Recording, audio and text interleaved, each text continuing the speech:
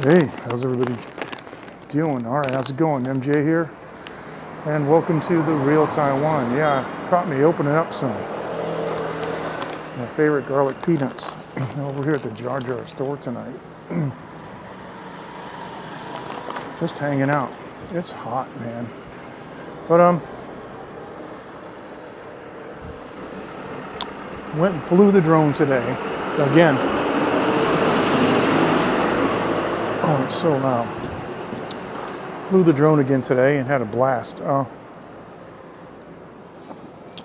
As probably everybody on the whole planet knows by now, I bought a DJI Mini 3 Pro with the new remote controller that they have so ingeniously named the RC. And it has a built-in screen. It's quite remarkable. I've been having a tough time seeing it. So I took it over today to the lady who does all my screen protectors. And I had her put on a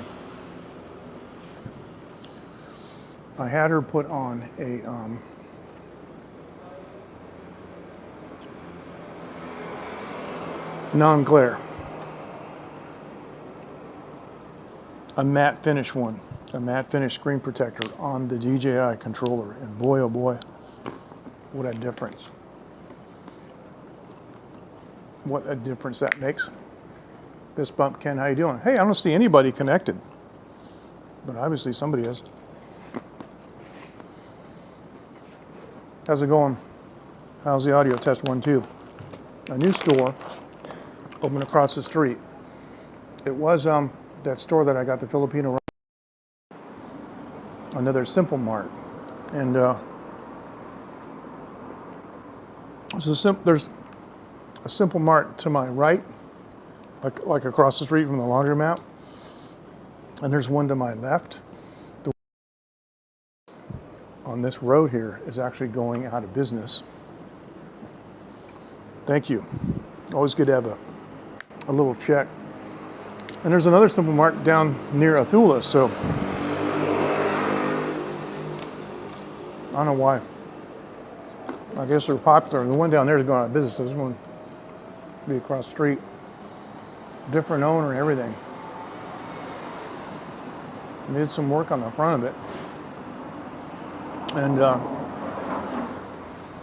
they used to have like a foyer out front that was closed. They must have, but the fact that it's on the corner, that's a pretty good pun. That was a good one, bro. Boom. They're on every corner. But the thing is, they took the sheet metal foyer down and they put up a new awning with some big fat shiny steel pipes holding it up. Yeah, that thing will rust. So I bought these peanuts, which are the same ones I get all the time from the Simple Mart. These guys taste kind of stale. I don't know what's going on. I have to look for a date code. 250 grams, hey, it's like my drone. So today I did a bunch of flying.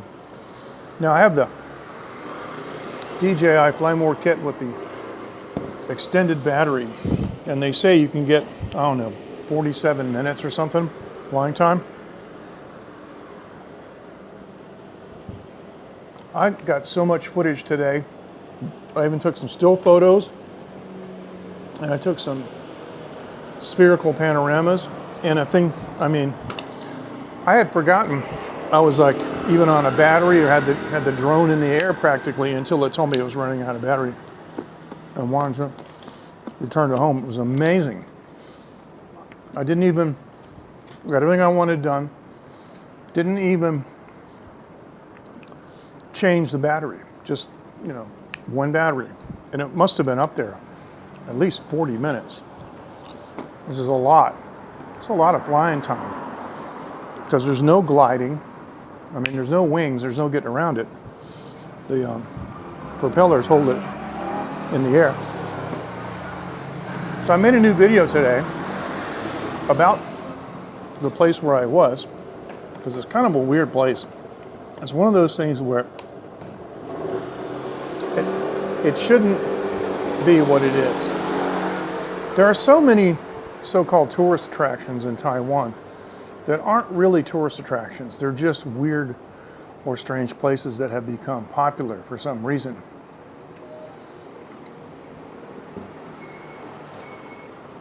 Did Rob come in? I must have missed it. I must have been looking away. Well, that's the thing about, hey Rob, how's it going? Yeah, sorry about that. You know what? It was my idea to get the fading out comments, but there's this place. It's a tourist attraction, and it shouldn't be. What it is, there's a river that divides the city of Jubei with Hsinchu City.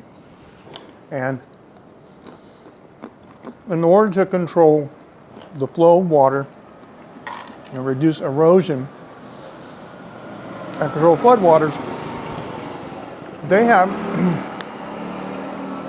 and you see other governments do this everywhere.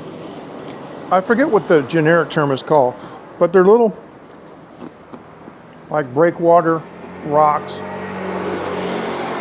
or concrete things that kind of look like jacks. You see, some of them are hexagonal. So what they have is rows of big square blocks, and these square blocks are like maybe 2.5 or 3 meters on each side, and they're square. And they look like they've got some kind of rebar running through them.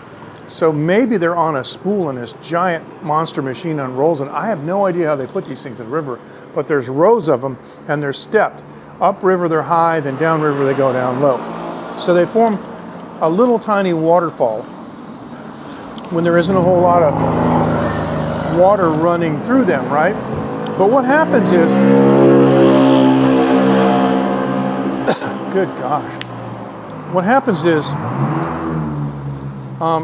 the water obviously will erode, whatever is in the river. I mean, that's why those things are in the river, because the river erodes the bed, it erodes the sides, and they have some of these things along the side. So what happens is these nice squared off blocks eventually become kind of round and pillow looking, and they look like tofu. When you stand back and you look at them, they look like tofu, so they call them tofu rocks. Now, if you go to Google Maps and you click on, or you look up tofu rocks, T-O-F-U, in English, and find them in Jubei in Taiwan, that's what it is. Now, interestingly,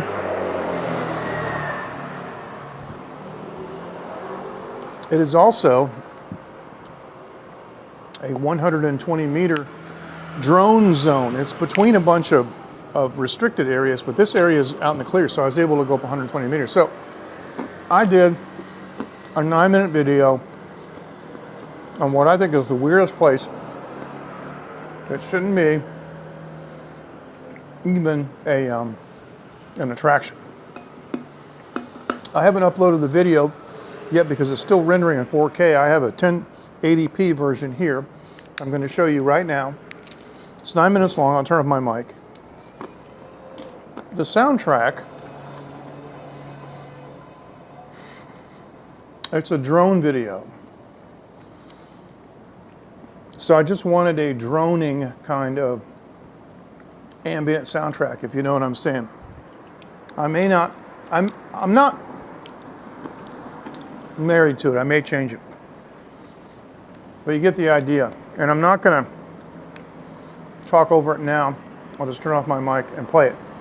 But when I want you to see it, let me just see how remarkable the Mini 3 Pro really is, though. I shot this in 4K at 24 frames a second, and I exported it 1080p at 24 frames, so it would be more cinematic. So we'll see what it looks like. And there's one section, I may narrate this when it's all said and done.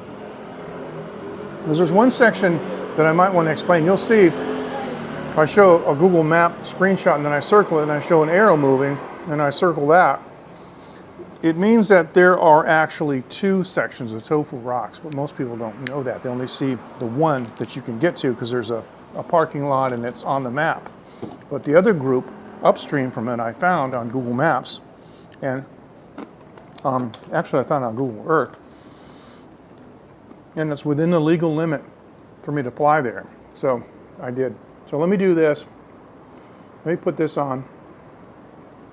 I will turn off my microphone and play the Tofu Rocks video. Microphone off now.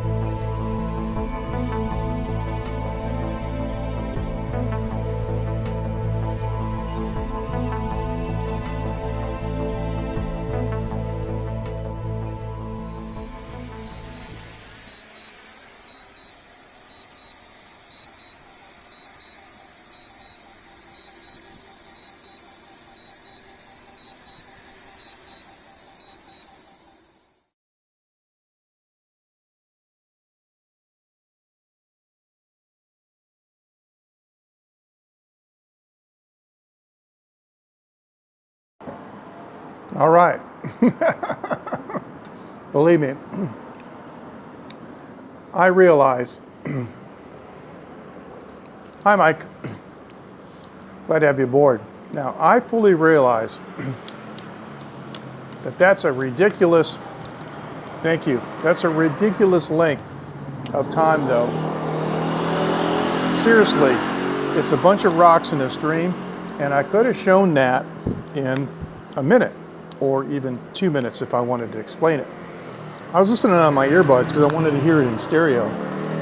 I actually kind of like the soundtrack. It's a little bit annoying in some respects because there's no key changes or anything. It's just in one key. But it's kind of a play on words, if you will. It's a droning kind of thing over and over, and that's what it is. It's a drone video. But thanks, Rob. I appreciate that. Here's the thing, right? This is totally like, we can all name some celebrity that we don't know why they're famous. There's a lot of people like that. They're famous, but especially in the Chinese-speaking world, there are people, you know, I'm sure you can think of them. And this 9 minute and 30-second some video is excessive. What I did was the section where I showed on Google Maps, you know, tofu rocks down the bottom, I went up to the other one. I sped that up 1,000 times. Normal, because I flew it really slow and real cinematic in 24 frames. And by the way, I'd like your comments on what do you think of the 24 per frame, 24 frames per second. I know I'm transmitting in 30 and everything, you know, YouTube is all 30 at this resolution, but I think it has a nice motion blur. I think it has a nice cinematic look to it, you know, that's what I wanted. I color graded it myself. I shot it in D-Cine-like color space. And so I color graded it myself. Custom color grade. But the thing is, if you go to the stupid tofu rocks, right? Yes, it is. That's exactly what it is. It's exactly what it is. Only they're called, Mike, you came in after I started the video, sorry. That place is called the tofu rocks, you know, tofu, like T-O-F-U, like, you know, the bean curd, right? Because the rocks get rounded off, right? And there's two of them. If you go back and watch the video, I'm gonna actually upload the 4K version to YouTube. You can look for that later. But there's actually two sections that are relatively close to each other, only like maybe about 400 meters or so from the other. And so I flew from one to the other and back. What I did was I flew there at a really high speed. I sped it up. But I flew back normal speed because I thought that was a more interesting view. And I also flew lower. I was about 16 meters above the level of the river itself. You know, not too high. And there were some electrical towers, high tension towers. They had, you know, wires stringing across. So I flew under the wires. You probably saw that. You really got to be careful about that. But I was well underneath them. But getting back about, we all know stars that are famous for no reason. This Tofu Rocks place is famous for no reason. And if you go to Google Maps and you type in Tofu Rocks and you find it in Jubei, Taiwan, and you click on it, it has a ridiculous, and I mean astronomical and ridiculous number of photos. It's one of the most popular places. And today there weren't many people there, but what happened was people would show up, they would park their car, they would walk down to the rocks, and you can walk all the way across them. The gaps aren't that big. At the beginning of the video, you can see somebody on the rocks. And then after that, I had the whole place to myself. At the very beginning of the video, there were four or five people there. And they left, and the rest of the day I was shooting by myself. One battery, the whole thing.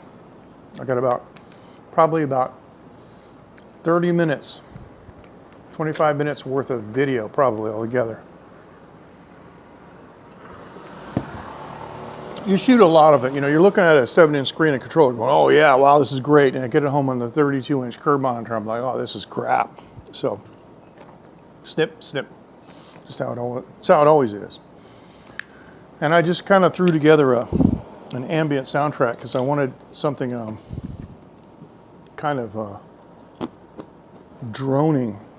I think I got it. So,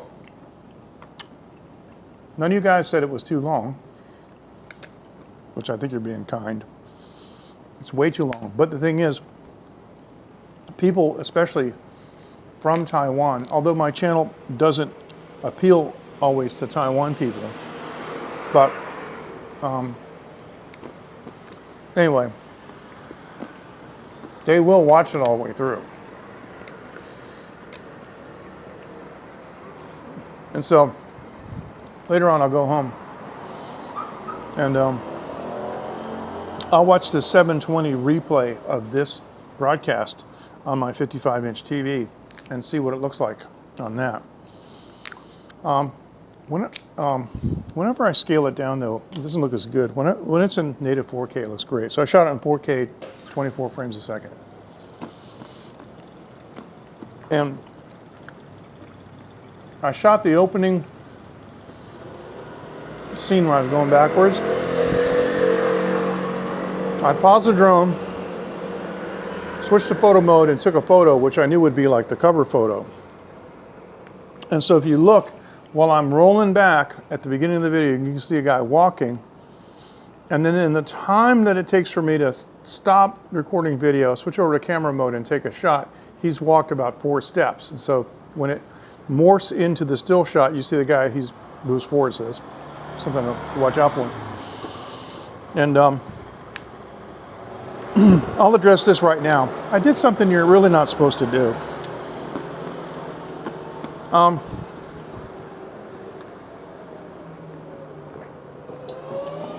I did a return to home automated landing. I saw in the camera, it was dead on target. I saw the drone coming down. So I have a neck strap for my controller. I dropped the controller down and I took my phone and I just shot the last second of the drone landing. Now, you can argue that it was a little irresponsible of me too. Let go of the controller, yes. There was no one else around, just me. The only person that could be injured would be me. And so I saw that the landing was on target, so I just let it go. But anyway, when I'm in like the automated landing mode, return to home, which is the easiest way to do it, and you're monitoring it, often I have to touch it up a little bit. It's off a little bit, and I got, compensate for something or other, a bad GPS signal or wind or whatever. And today it was, I had a big enough space. Today it was fine. It just came straight down, and but normally I hold the controller and I'm looking at it, and I don't always have to touch it up. So yeah, they are a lot. There's two things. If you're in that business, you've got to have a drone and you've got to have a 360 camera. And you have to get good at editing, the 360 photos and the video. And you can do 360 video too. I shot some video actually yesterday for a new project, but I don't think it's going to be that interesting. I like abandoned places, abandoned buildings and stuff. I think a lot of people like that. There's a number of really interesting YouTube channels like The Proper People. And there's a guy in Taiwan that calls himself Alexander Synaptic. He's not doing it anymore, but he used to blog on all kinds of abandoned spaces. There are so many.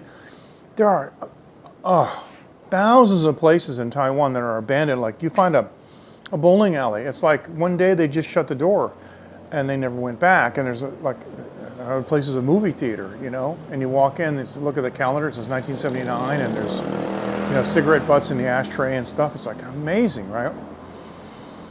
But there's an abandoned place that's actually not too far from here. It's a direct line. It's only about 300 meters, but this is such a highly condensed and packed place. I have been making some videos of the industrial park here, and I am even shocked at everything, you know, the steel plants and the different, I mean, the stuff that's going on here. I mean, I knew, and I've been in this neighborhood for 16 years, and I know a lot of the factories, but my goodness, I flew around the industrial park, and I was shocked. You know, all the big names are here: Giga Storage, Panasonic, Rytech. You know, they're all here. Formosa Plastics, but there's a patch over here of undeveloped woods, and they're not really woods. It's just like, I guess, I think the whole area was clear cut years ago, and then this is just little trees that have grown up. It's kind of like New England, you know. There's only one or two old growth forests. There's the only old growth stuff you got in Taiwan is on the top of mountains. But there are 4 buildings, and 2 on the outside. That is just obscene. The guy's driving with one hand too, with a mobile phone. Gosh, I wish I'd recorded that. There are 2 buildings that are really long, that are long on the outside, and 2 buildings on the inside that are shorter. So there are buildings on the outside and 2 on the inside. And I took a walk with the 360 cam on the visible selfie stick, and I walked all the way down to one side where the one long building and one short building is. And there isn't even any asphalt there anymore, so.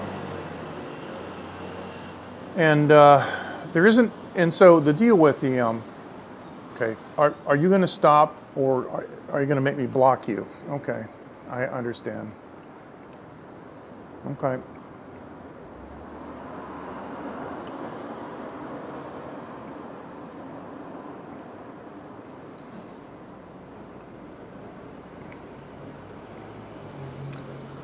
Brazilian embassy in Taiwan. Yeah, so what?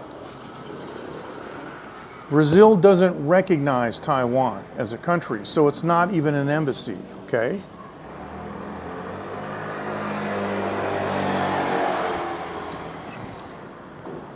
Like I was trying to say, these are 2-story apartments. The first floor is a garage. And then there's a stairway leading up to the 2nd floor, and that's it. It's like a studio apartment with a garage on the 1st floor. There's no window. I mean, there's a space for a big window in the front. There's no glass in any of them. None of them. They're all.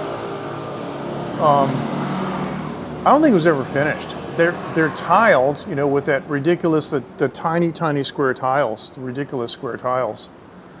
But they. I don't know what happened, but I discovered it one day because I was walking home through that area, and all of a sudden I turn a corner and there's like these abandoned buildings. And it's kind of unusual to see stuff that's not so old like that. I mean, they're not really old, but I don't think they were ever finished.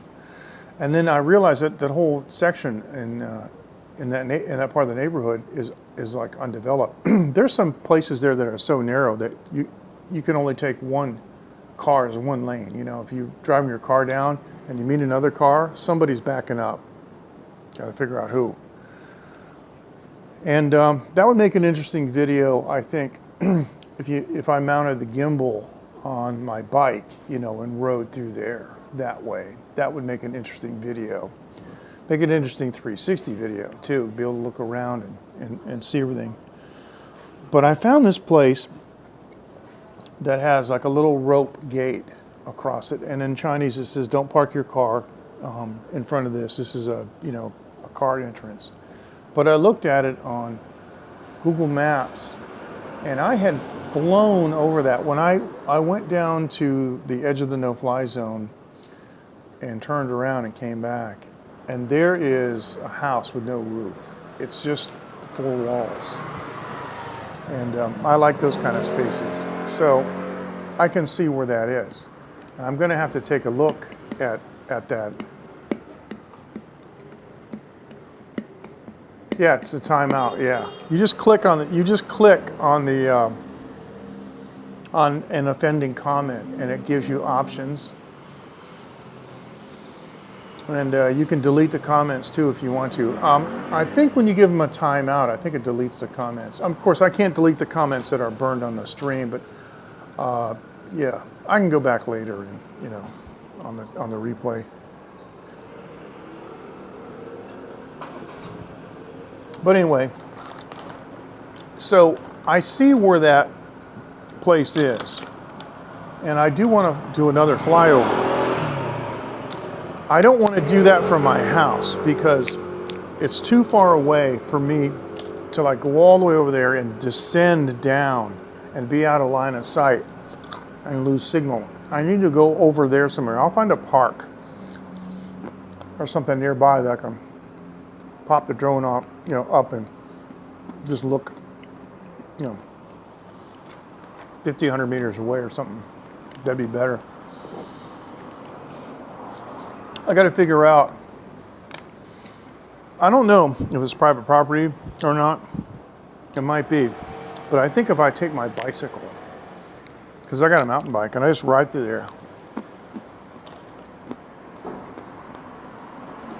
it may just look like I'm looking for some adventure or something,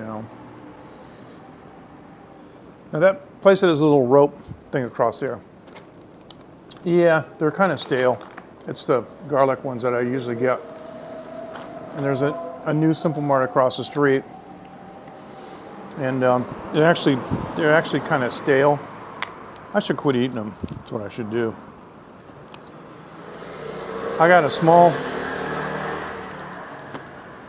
pile on the table. And when I get done with that small pile, I think I'm going to stop eating them. I already paid for them. The little rope gate is on the main road. And there may be another way to get in there, like from one of the little small roads in the back. But one thing I noticed about this complex that I was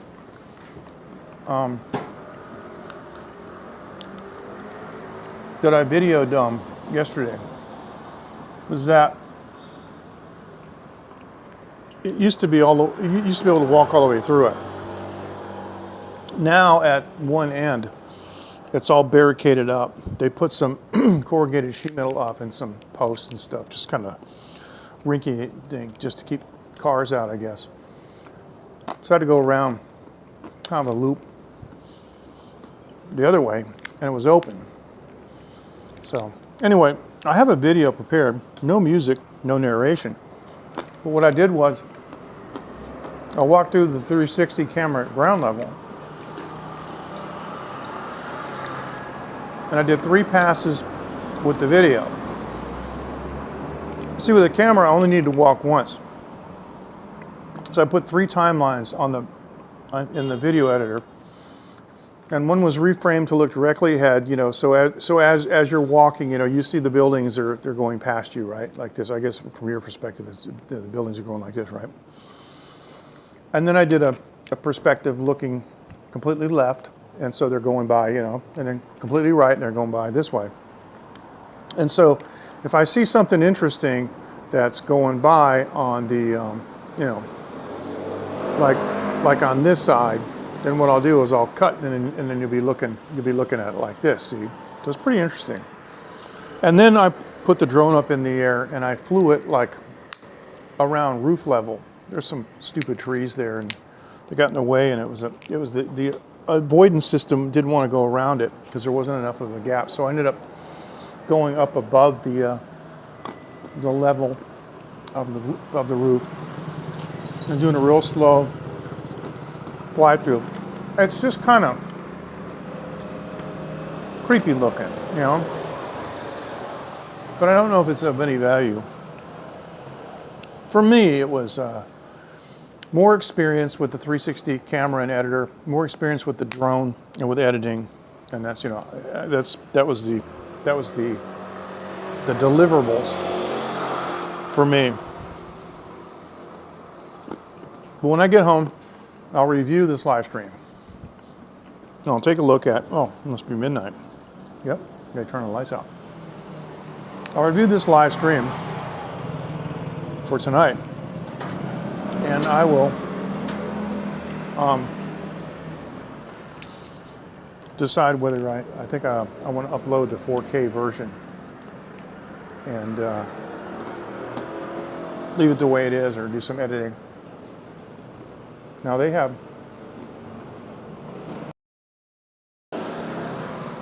close this door.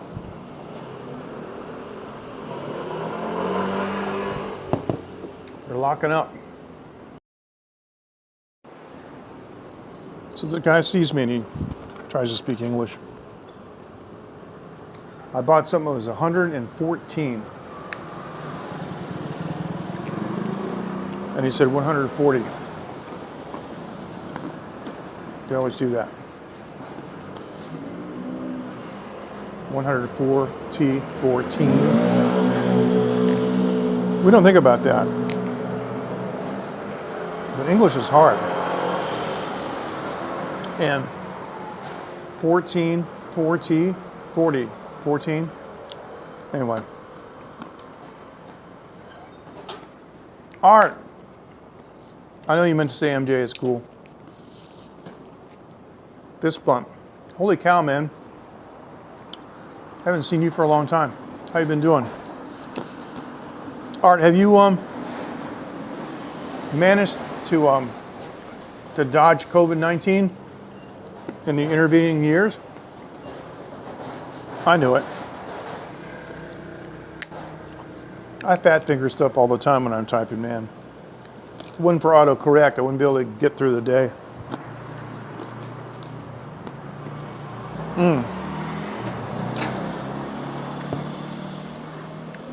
Guess I haven't had any direct communication with you in probably about 3 years. Huh. Wow. Things are going good here.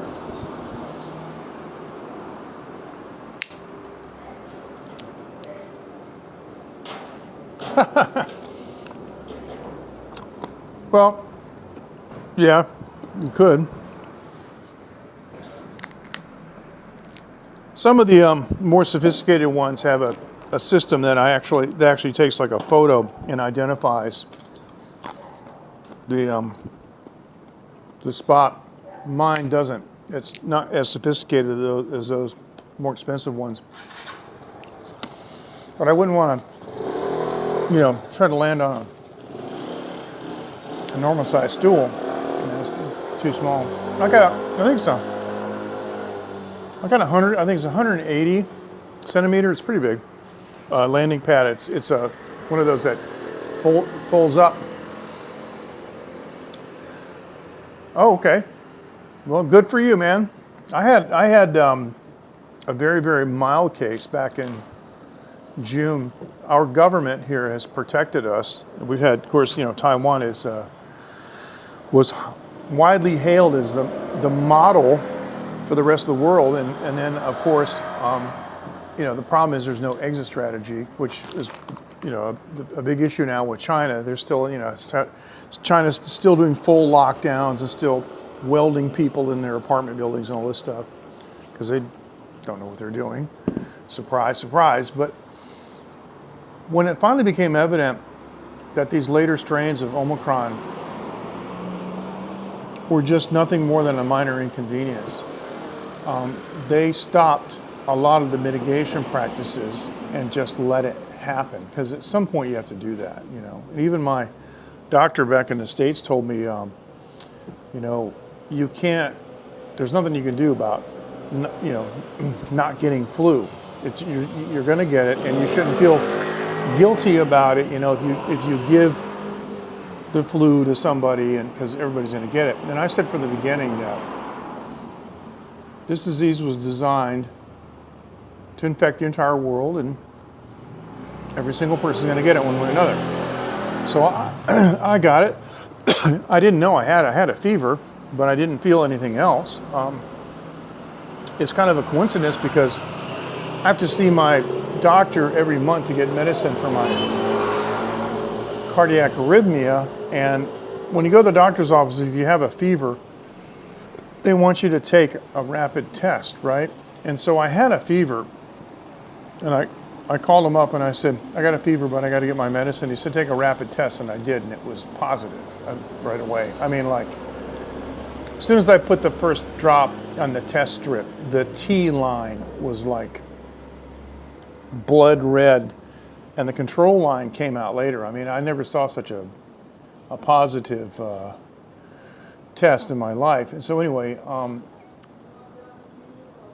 you know, a week later I took a test that was negative. But so we have a pretty good system here. I told my wife I tested positive, and I went over to the hospital. They have an assembly line. They just gave me a packet full of medicine. It was all just symptomatic stuff, you know, for headache, pain, and congestion and stuff. I had a fever for 2 days. It was low grade.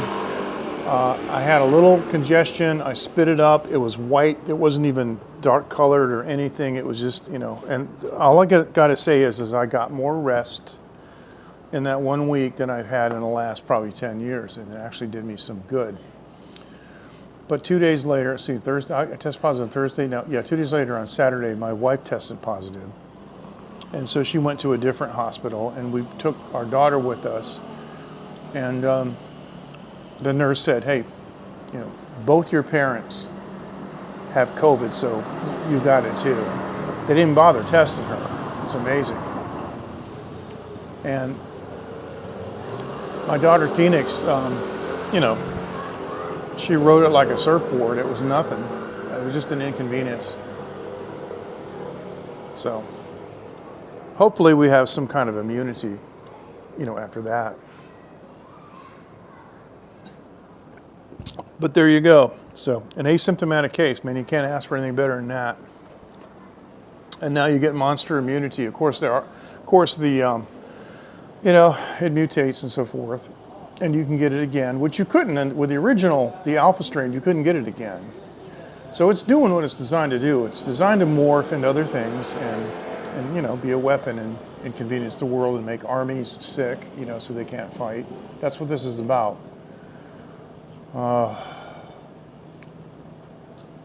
The bad news, though, is that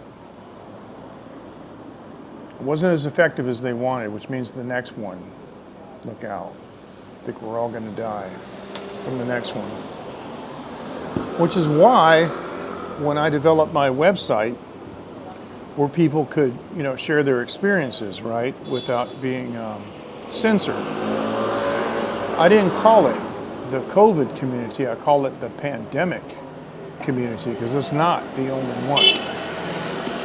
So it's literally the pandemic, spelled as one word, run together, the pandemic dot community. Yeah, so it's slow going, but it'll get there. In the meantime, I've been having a blast playing with the drone and doing stuff on Heygo, which is a platform for virtual tours. It's been a lot of fun. And I changed my channel name, and I ended the Taiwan Live TV project. I'm calling myself The Real Taiwan. That's the channel that I started on Heygo, and it just seemed like a, you know, like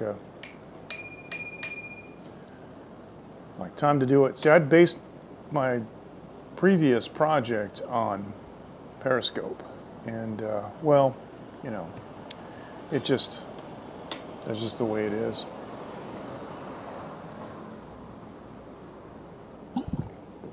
periscope is gone.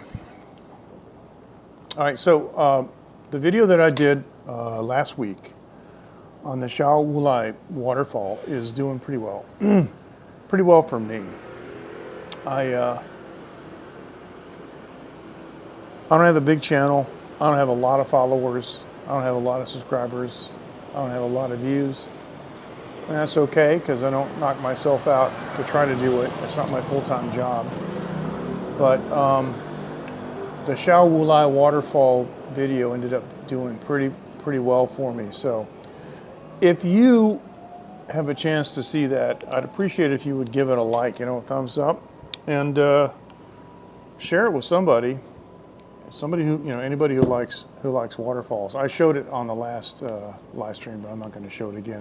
It's in the Prism Live studio, so I could. But I already showed one drone video today.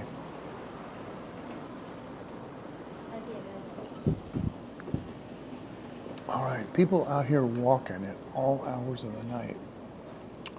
We haven't done a walk around video in quite some time. So maybe we'll do that. Let me think about that. Yeah, maybe next week. I normally live stream my time, Thursday night, which is like tonight, and Sunday night. But I didn't do anything last Sunday because I was just too wiped out, too far gone. I just couldn't do it. So, no way.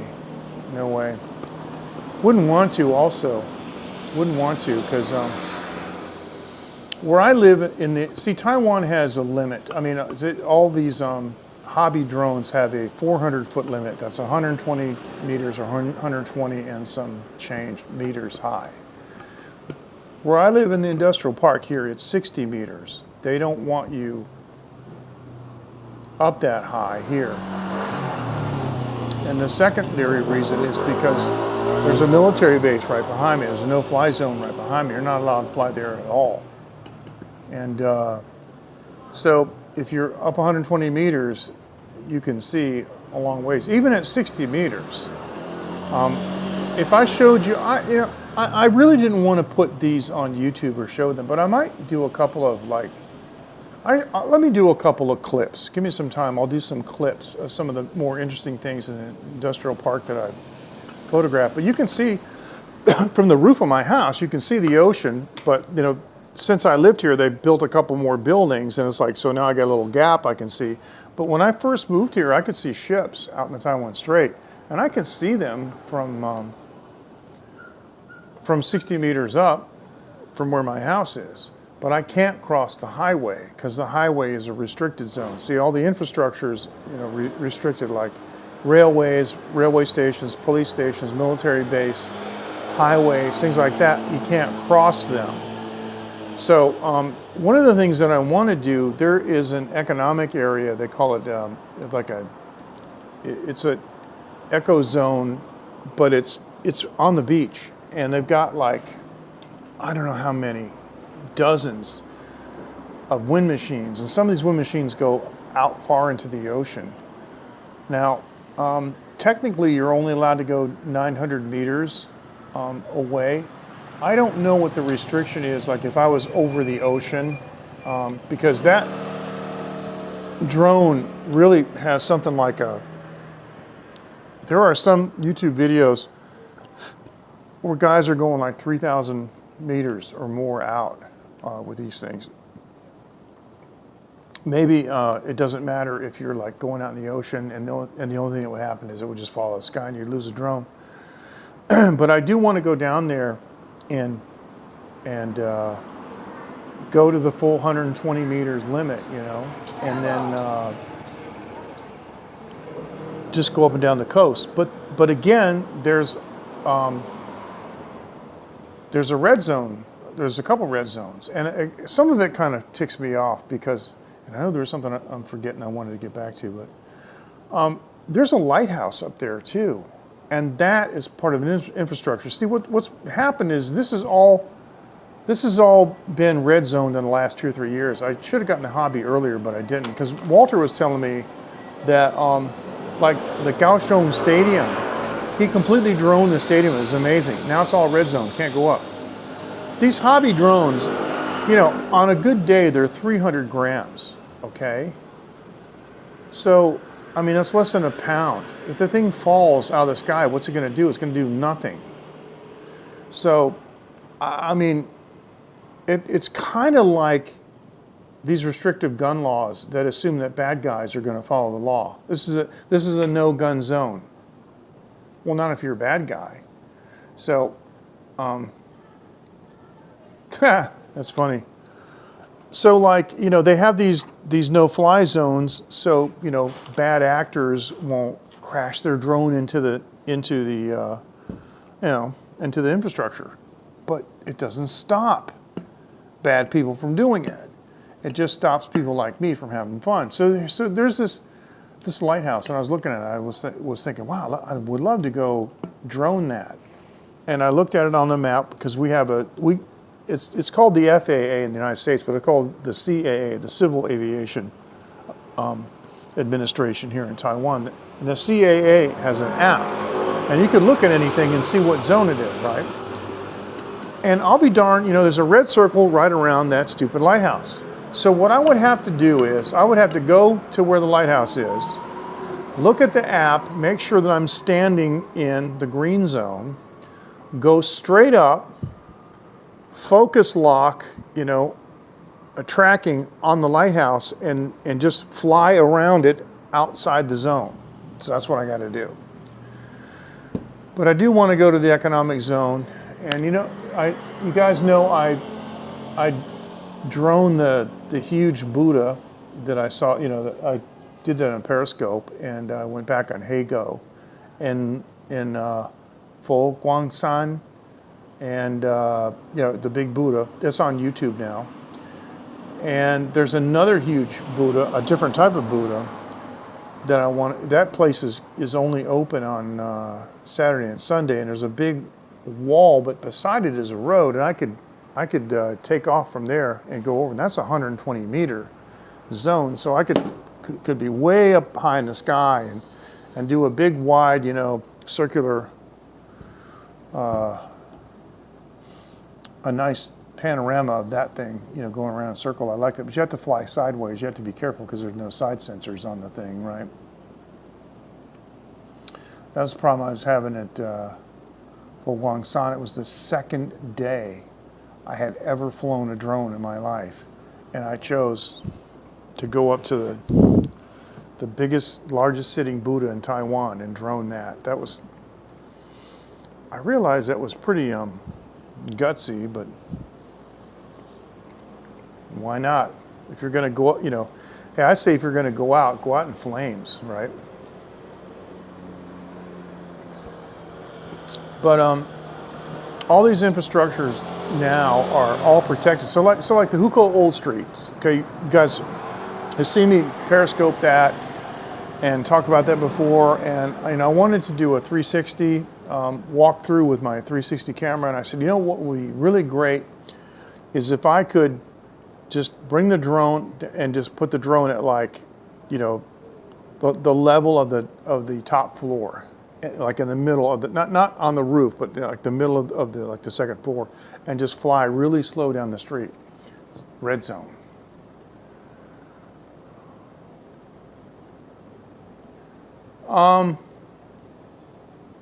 Yes. I screen recorded some of them. We had some. All right, there's actually, it's a very, very good question, Art. There are two parts to that story. Part number one is, in the early days, we had Catch. Catch was, as you know, a repository. It was the back end on Periscope that, quite literally, Periscope should have bought Catch and put them together. It would have made it the ultimate live streaming platform. You probably remember Catch. You could do RSS feeds, you could do collections, you could do all kinds of really amazing things. You can go back and edit, because it captured the video and the comments, which nobody else did. Because, you know, getting Periscope videos is easy. Getting Periscope comments is a technological feat because it's an overlay. It's provided by a third party. Now, Catch had a bunch of videos that I had done, and when they were basically put out of business by Twitter, they did a really cool thing, and they sent all of them to us in like a zip file, but they're only like 240p. So I don't know. I haven't even looked at them. When it became evident that Periscope was going to go out of business, I have a screen recording software, so I just screen recorded, the ones that I wanted to save, which weren't that many. I mean, like stuff like what I'm doing now, no. Just sitting around, hanging around, talking, no. If I did something that I considered to be, I don't think I ever did anything epic, but if something I considered to be interesting, like when I did the Big Buddha in 2016, that was pretty interesting. And things like that, I have those, but I haven't the funny thing is the Big Buddha is the only one I've ever done anything with. I haven't actually used them for anything. I have these screen recordings, and they're on the machine. I've got on my 4 terabyte media machine, or media drive, but it's like, I don't do anything with them. I did make an edited version of that live stream, and I rebroadcast it on YouTube, and let me see, probably Twitch, and maybe even Twitter Live. I'm not even bothering Twitter Live anymore. Twitter Live is just, I don't know, don't get me started. So, I did use Restream, and I did a 30-minute rebroadcast of that. But other than that, I haven't used a single video for anything. And the problem is the resolution. When people used to rave about Periscope, it's 520p, guys. A DVD is 420. We used to rave about DVDs. Remember DVDs came out? Oh, wow, DVDs are amazing. You look at a DVD now, it's terrible.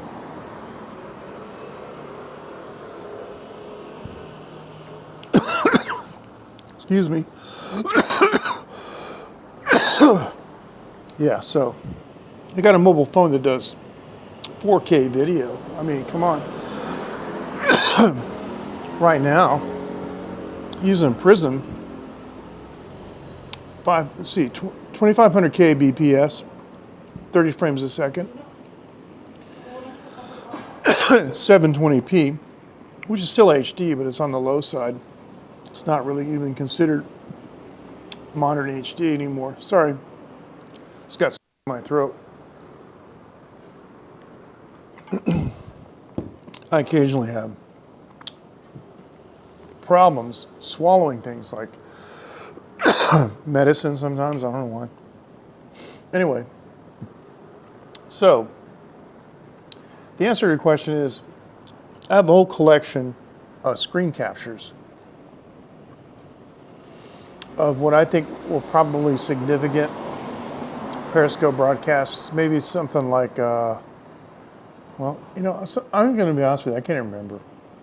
I can't even remember because I don't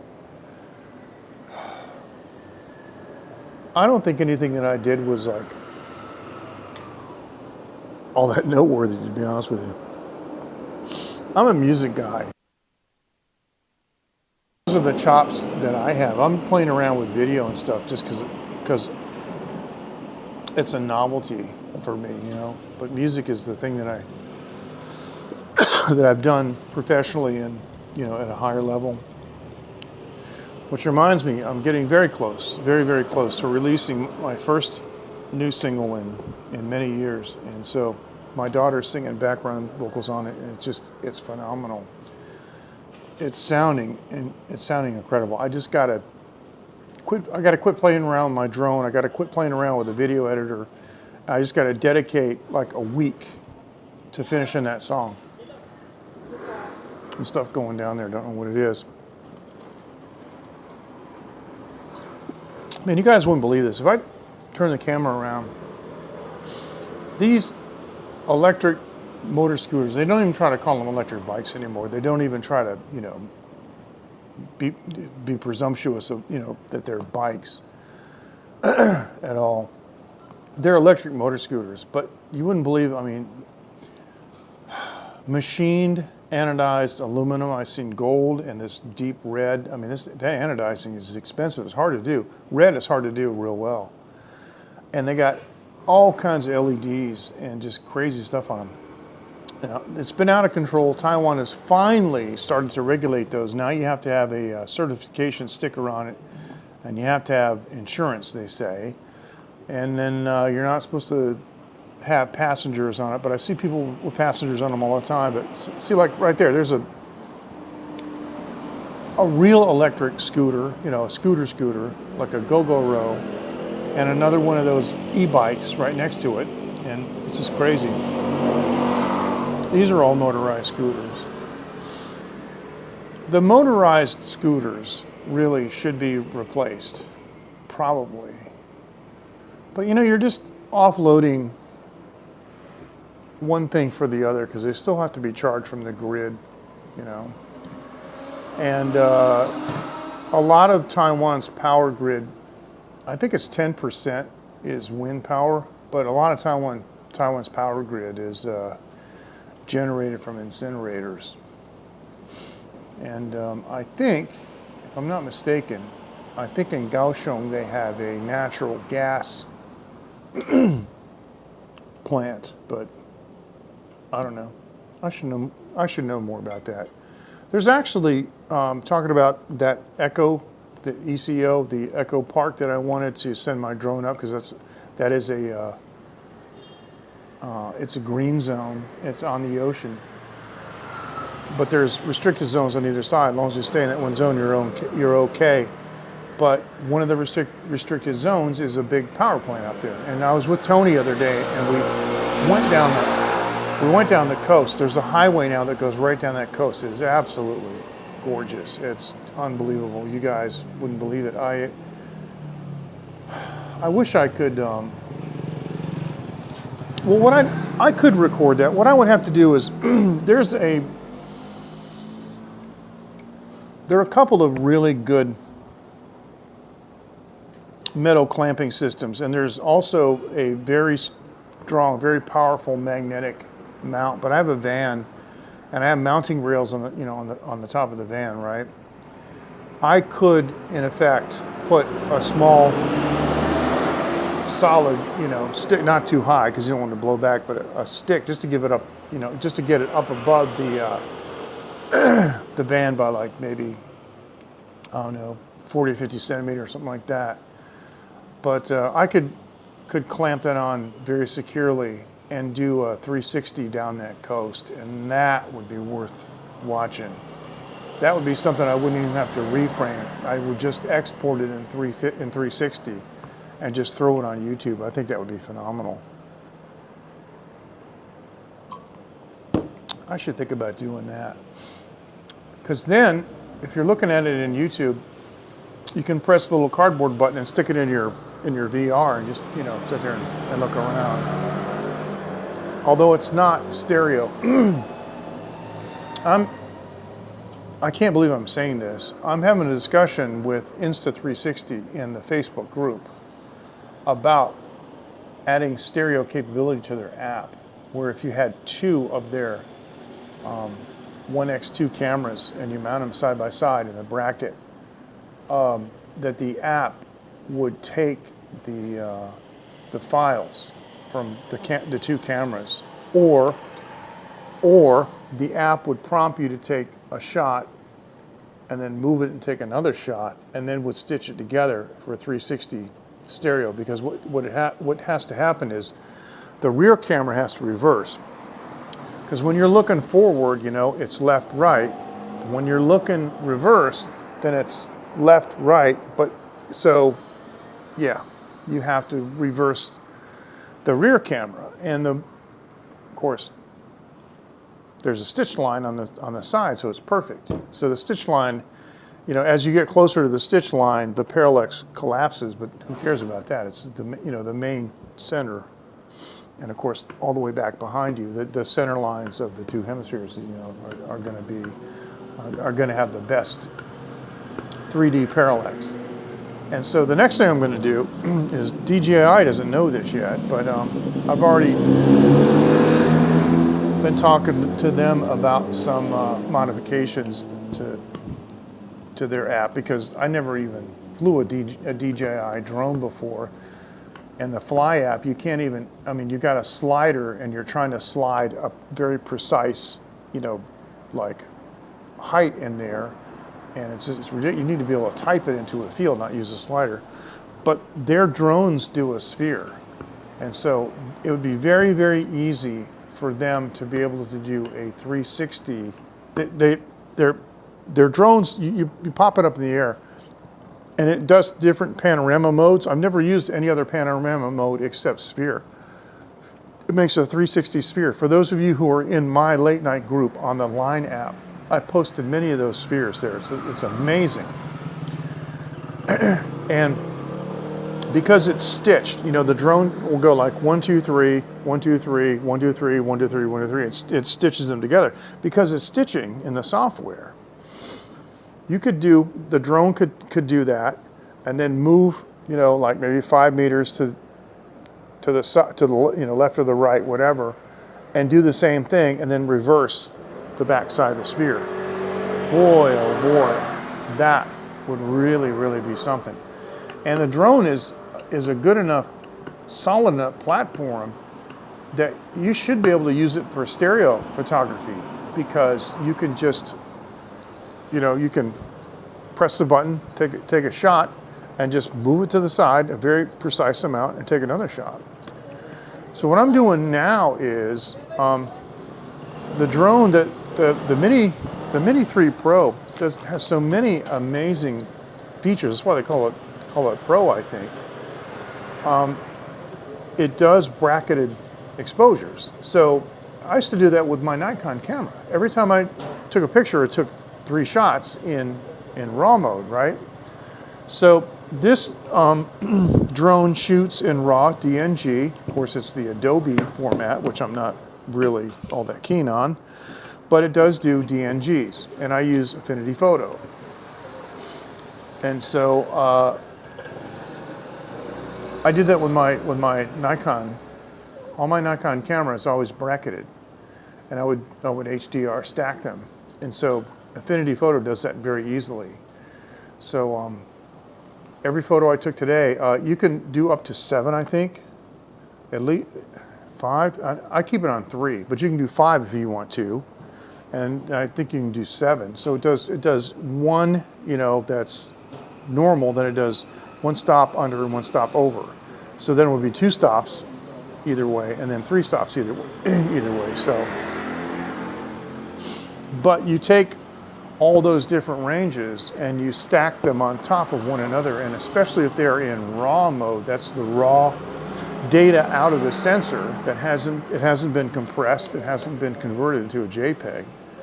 And so you have a lot more dynamic range. And boy, I mean, if you want to bring up the shadows and pull down the highlights, or you want to increase the clarity or the saturation, you got a lot to work with.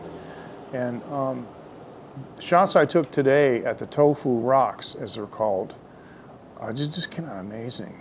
And I put them in Infinity Photo, and Infinity Photo has a whole bunch of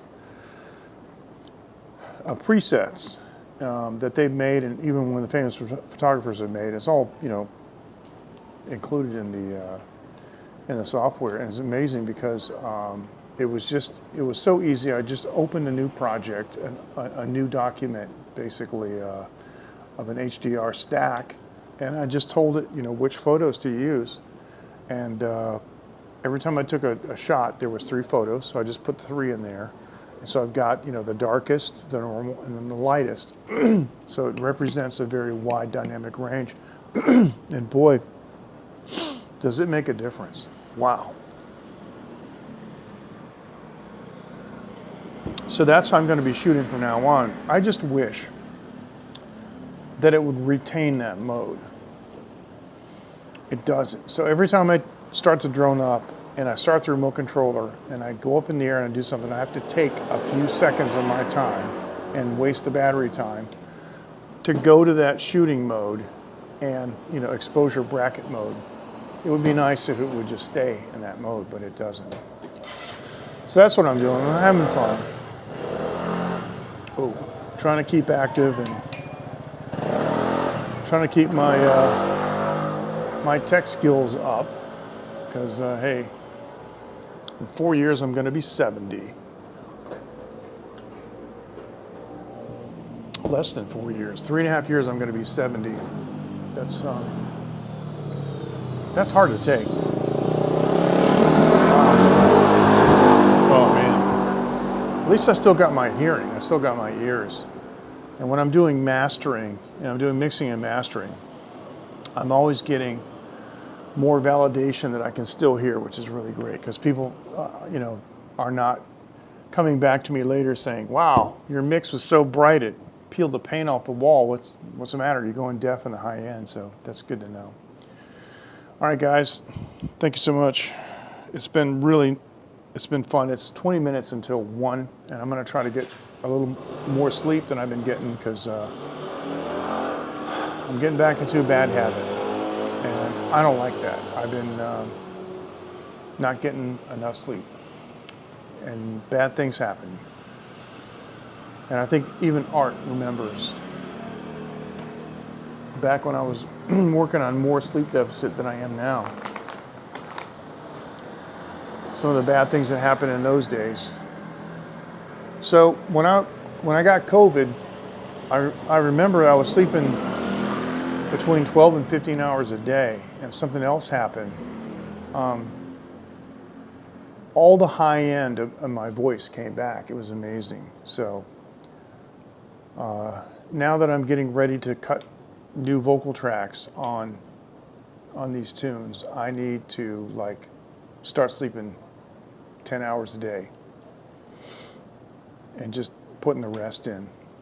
It's hard for me though, because I have so much energy and I'm always going and always doing stuff. I don't like to sit around. I mean, I like to study. Even if I'm sitting around, I'm reading, I'm studying, I'm watching videos, I'm learning something. I can't stand just sitting around doing nothing. And sleep is sitting around doing nothing. If I could eliminate sleep strictly as a time waster, I would. I mean, if I could function without it, I wouldn't do it. It would just waste so much time. And sometimes I feel bad, because a couple of nights ago, I got 2 hours sleep because I was just too busy, and I wasn't even tired. I got seven hours last night, and 6 the day before. I'm not even tired. It's like I said, it's 20 minutes until it's 20 minutes until 1. I'm not even tired. So I don't know what's going on, but I shouldn't have all this energy. But I think it's supplementation, and it's doing the right things. All right, guys. Thanks so much. I know I've been looking around. I haven't been watching you guys, with the eye contact, but there's just so many interesting things happening around here tonight. All these different motor scooters and motorcycles going by. Of course, I'm always ready to plug my ears. But you guys take care, and we'll see you next time. And I'll try to come up with something interesting for Sunday night. So take care, and we'll say 再见 and 晚安 from Taiwan. And don't worry. No matter what diplomat visits Taiwan, the barking dog is not going to do anything. And you heard that from me.